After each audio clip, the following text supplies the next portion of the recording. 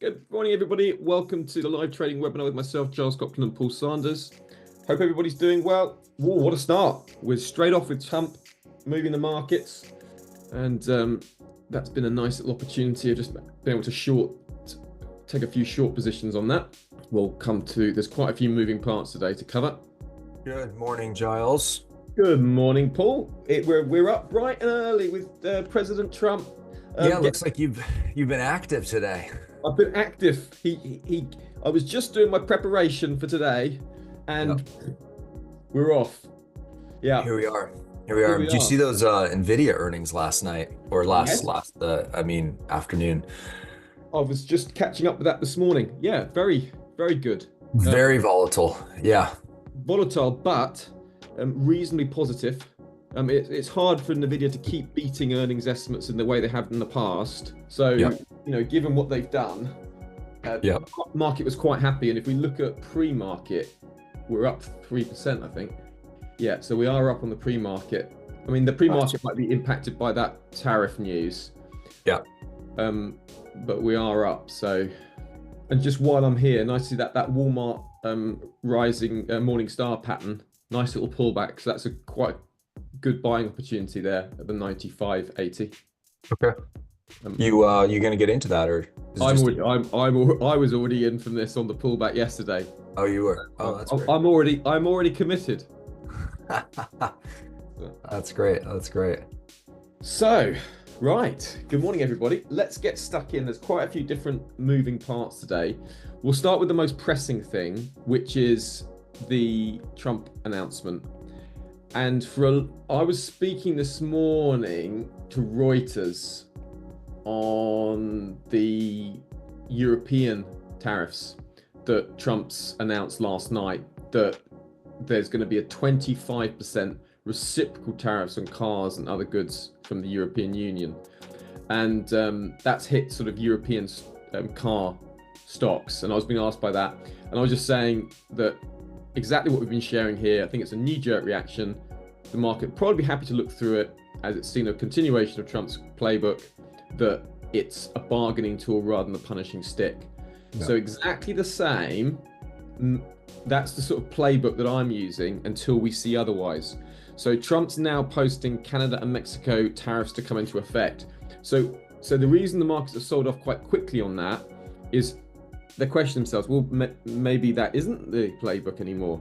Maybe Trump's going to actually, put the knife in a little bit. And we've got those aluminium tariffs, haven't we, coming out on steel and aluminium tariffs coming out on March the 12th. So markets selling off on that, but crucially, they're only selling off into key support, which is where those sellers were trapped from the overnight session. So we've just moved down to support and found initial dip buyers. We'll get into the analysis of the S&P 500 shortly, but for now, the sentiment is starting the session weaker, with the prospect that maybe Trump's more serious on tariffs.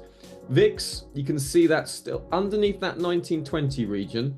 We've seen dip buying in US equity futures, and FTSE 100, Euro stocks, DAX. Look, those markets are down, but they're not totally hammered on Trump's tariffs. So there's not huge fear out there. And the VIX is just off some of its lows on this news, but we're not making fresh lows or anything. So the market is very much in a kind of wait and see mode, and it's probably trying to assess how serious this is. Now, looking at the NASDAQ, holding that lovely support level, right? You can see that. Nice. That's a nice technical pattern here. This is a Harami inside bar. A serious note, this is a very nice pattern here on the NASDAQ. This Harami inside bar. And whenever you see coiling action like this, it typically results in explosive price. So especially if we have a little mini range day today, then that's coiling up. Imagine it like a coil. It's putting in more stored potential energy, and then you get a big breakout, or you get a false breakout, then a sell-off. So we're in that key support, we're holding it, and price is condensing, storing up potential energy, ready for a potential breakout. So, okay, dip buyers are still very much there. They're not freaking out on Trump. Having a look at WTI Brent crude, that's moving higher, and gold and silver trying to put in a bottom. The dollar is pushing higher on the tariff narrative. Looking at the dollar, Dixie up. That's the tariff play. Euro dollar down on the tariff announcements. So euro dollar down, Dixie up, dollar yen up, yields are pushed up a little bit. So I think, as I said to Reuters, still, this is going to be probably a knee-jerk reaction. The tariffs are a bargaining tool rather than the punishing stick for now. So that's the way that I'm looking at it. But we're going to allow the price action and the order flow to guide us. So we won't be married to any narrative. But for now, I don't see it as totally skewing things to the downside. The data we've had, okay, we've got these preliminary core PCE prices coming in hot, and we did have Fed Schmidt coming in saying he's more cautious about the inflation progress now. So there is some worrying sounds being made about inflation, although we will get the PCE print tomorrow, which will take all the focus. So for today, we've had Schmidt. Just looking forward who we've got. We've got Bowman coming in at 445. Bowman's more hawkish. And then we've got Trump meeting the UK's PM Starmer at 5:15. So that should be fun. Keir Starmer is not very charismatic by nature, and he's probably been meeting one of the most charismatic presidents ever. So that will be quite funny to see an introvert meeting a massive extrovert. And then we got Hammock at 6:15 and Trump, another press conference at 7 o'clock. So that could be quite interesting later. The data that we've had is we've got jobless claims coming out. Now, with all the federal government job cuts that are being made, it's quite interesting to see initial jobless claims coming in towards the high end of expectations. If you just take a look here, right, eventually the federal government job cuts, when did they start coming into the data? That's quite a suspicious spike higher for me. Quite a big bump, but the continuing jobless claims remaining strong. And remember that Powell is putting a lot of emphasis on the US labor market being strong. And remember, the Fed has two aims. They want stable prices on one hand, and they want maximum employment. So what they've been able to say, because the labor market is so strong, we're just focusing on stable prices. If there's suddenly a big dip in the US labor market, and particularly we've got ADP jobs next Wednesday, we've got NFP next Friday. If you start to see a hit in the NFP jobs, we might see a little bit of dip buying in anticipation of the Fed being able to focus on the other aspect of their mandate, which is maximum employment. So for now, they can say, we don't worry about employment, so we can keep interest rates high because everyone's got jobs. It's fine. But the moment you start to see a weakness in the labor market, we might see dips being bought and more interest rate cuts expected. So watch out for that. Looking forward, we haven't got very much apart from Fed's Bowman during our session, and we've got pending home sales, but that's not really much to note. And we've got Fed's Bar speaking at 3. We'll probably have Trump busy today as he's waiting for Keir Starmer. So I don't know if he'll be tweeting, but obviously that's the more serious tariffs are seen, the higher the dollar will go and the lower stocks will go. The less serious, vice versa. For now, what we're seeing is the dip being bought. Now, in terms of the rhythm for the market, we've had markets moving higher in a normal trend on the back of those NVIDIA earnings, reasonably optimistic, and then we've had a sharp sell-off and momentum change on Trump's announcements of the tariffs going ahead on Mexico and Canada. So we've had a momentum shift. We've moved up, right, from this value area back to that value area, two confirmed value areas. So this just in that high from yesterday, and this value area, a previous value area. If you look on the hourly chart, really interesting areas. Sellers trapped here, sellers trapped there. This was a key area to look for dip buyers around the 83. And you've seen that tariff announcements pushed it into the 83. And now we've had a move back up to the weekly point of control. And we were dropping from the developing value area high over at that 60-10 region. Okay, So the inventory is now negative. And if you think about it, we've had a negative impact from the get-go. Key area for sellers is here at the 6,004. That's where those buyers were trapped. So big area to look for sellers up at that 6,004. And then we've seen dip buyers from that 5,983. On the 15-minute chart, we've got exactly the same area marked here. Those sellers trapped here and here. So there we go. That's 5,986, which has been that bounce. Buyers have come straight back in buying the dip. This is now a super important area about the 60-10. So 60-10 going back to the upside would be very attractive. Looking, let's just see here, is very interesting for sellers here, up at that standard deviation, 6,004, moving up to those buyers there. So with those buyers are trapped, this is a nice area to potentially look for shorts. So I'll be keeping that area on my radar as well, this 6,004 region. Projections, well, you'll probably be up to that area, back down to the VWAP or maybe the 5,983, and then in between these two, I could see it going in between these two value areas for the day, waiting for PCE tomorrow, or dip buyers up to the 60-20, then back, or down to the 5,970 and then back. But I wouldn't be too surprised to see us sort of staying and getting stuck around these kind of levels. If you look at the S&P 500, we are holding this major trend line, right? It doesn't make a lot of sense to necessarily break that trend line before the PCE on Friday. So it's such a key technical level. If we do go below the trend line, then I would expect us to stay around the 5,940. So we might have a quiet day, could be famous last words. And obviously what would invalidate that is Trump saying something significant on tariffs. And then we can move up to a major support resistance level if it was significant enough, and then reassess what's going on. So we're now moving up into a kind of key area. You might sort of see trap buyers, and then see trap buyers with volume, finding sellers, then that might be an opportunity to carry on to the downside.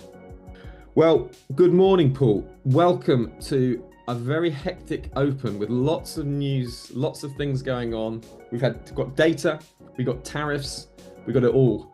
How are you feeling? What are you looking at? Are you shrugging your shoulders, or are you licking your wounds after NVIDIA, or are you happy as Larry? How are you feeling today? No, I wasn't trading anything around NVIDIA. I don't know. Well, after all the announcements, I mean, we are opening in yesterday's value, just noticing that if the next 10 minutes holds. Yeah. But we have a big range from yesterday, right? The 6008 all the way down to the 46. So maybe not quite as significant as if we had a little 30 or 40 point area to stick in. We'll see. I mean, if there was a day for a range before PCE, this would be it. But with Trump, anything can happen, So yeah, that's a great point. We are in that range, in that value area from yesterday, and looking at this is what was striking me, was we were up at that developing value area high just before the open as well. So you kind of thought, okay, well, this is a nice area to look for shorts technically, and we've kind of got that from Trump, haven't we? And now that it's like the market's going to reassess. Now, what do we really want to do? Yep. Yeah. Exactly.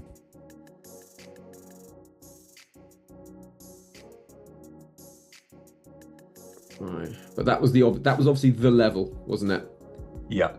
Moved up, slammed up against those trap buyers, big level there. Right. Okay, so now we're into a developed value area, profit taking, reassessing. We got buyers here at the VWAP and here at the 5,983. So this is a very important area. If we go back down below this 5,983, I want to just have a look at this big picture. So big picture, you got a bit of room. Okay, we're pushing away from that daily pivot point. Okay, NVIDIA's down, but that kind of makes sense in line with the broader sentiment. Yeah, we're still okay. No need to panic. Right, so now we're coming up to a 15-minute close. Now this is obvious area for a retracement volume would be the VWAP. Let's see if we get a close underneath those buyers. That's where the majority of them are. And then it'll be going with a breakout. So close underneath there than you would expect. Right, so that means we're up onto that standard deviation, but move up to the VWAP. Still holding that support level for now. And we don't want to be selling into support, but if we move back up to the point of control, I'd expect sellers again. Yeah. If we get up to 5997, I'd sell it. Okay. Get some orders going on up there. Yeah, so I got some up there. Yeah. Thank you, Najam. Another gold star for you. Thank you so much, Najam. Thank you. Okay, so now we got that sort of move off the VWAP, which makes sense with those buyers being trapped. So we might have a run at this. That all makes sense as an initial reaction, but I didn't want to sell off that because of the heavy support we're in, and it's just that'd be very, very jobby. But happy to sell from the 5997. We've got the opening range in place now, so a break underneath the 5977 on volume would be one to go with. Maybe in a preemptive move, if we broke out of these buyers, I'd probably take that actually. Yeah, this is quite a fast market. Yeah. This thing is really moving. Right, so if we close underneath these buyers, I'll go with it to the downside. So underneath those buyers, I go with it, a preemptive move of the breakout. Nice, Mark. Grab those quick. That made sense to get a reaction off that level. We're a little slide down. Okay. Now I'm looking for a break on volume. Got some volume. Haven't got the break yet. Come on. That's it. Okay, I'm out because we haven't actually got a breakout on volume. Yep. So I need to see some volume on a breakout, then I'm back in. Yep.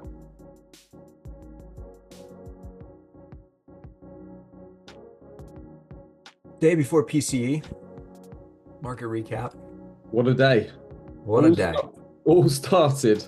It's a tale of two halves. It all started with Trump's fresh tariff announcements that the tariffs would be going on Canada and Mexico on March the 12th, and there was an extra 10% tariffs on China.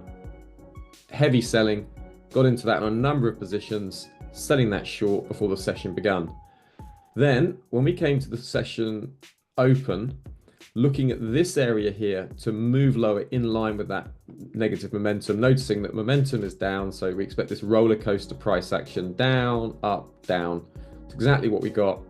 Looking to sell up there against these trap buyers, large volume of trap buyers here at the 6,004. So entered there as momentum was going back in my favor, and exited far too short, far too quickly, and you can see that played out nicely. Got slightly better for me as we came to the opening range breakout after 245, when we had the breakout confirmed on volume, went with the break, got 6 points on that, so that moved nicely lower. Then tried to move in line with the negative momentum by selling off the first standard deviation and exited as we moved up to that value area high. Just didn't want to see that. Noticed as well, we got these sellers trapped down there as well. So seeing momentum moving in that direction. Entered one position short here, and then another position short as we came up to these sort of trap buyers up here. And then exited for a break-even trade, just relieved to get out of that really. And then entered on the micros when we had some trap buyers at the 1050, 350 UK time, which was just here. Sellers, trapping buyers, moving up, took a couple of positions short, just down to the standard deviation on the micro account, and then just missed the final trade of the day, which was sellers here, trapping those buyers just, moving up and then selling lower. So very active day, and yeah, there we go. Another day. There we go. Another day. Waiting for PCE tomorrow.